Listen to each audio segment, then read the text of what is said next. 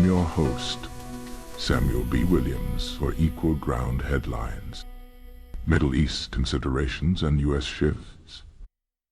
Interestingly, the G7 statement ventured into Middle East policy, an area where the U.S. under Trump has been less inclined to publicly press Israel.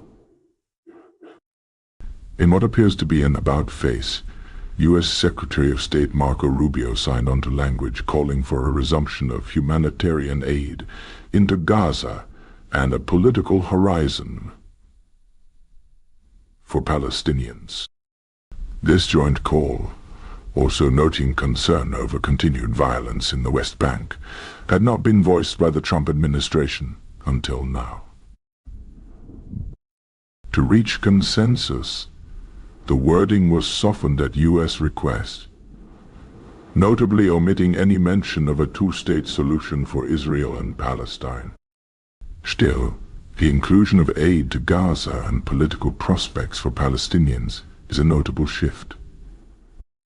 Analysts say it's unclear if this signals a real policy change or simply a symbolic nod to allies. Either way, it shows the U.S. aligning, at least for now, with partners in addressing humanitarian and political dimensions of the Israel-Hamas war. With context and expert perspectives, this coordinated communique highlights how traditional alliances can be mended in the face of global crises. Observers noted that just weeks prior, disagreements over trade and security issues had cast doubt on G7 unity. President Trump's unconventional approaches had worried U.S. allies. But the joint statement suggests a pragmatic willingness on all sides to find common ground.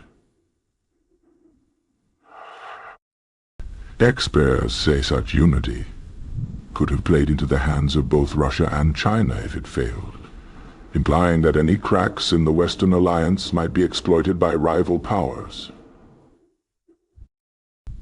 By bridging differences, the G7 aimed to present a united front against aggression, whether in Ukraine or in Asia, and to show a common humanitarian concern in conflicts like Gaza.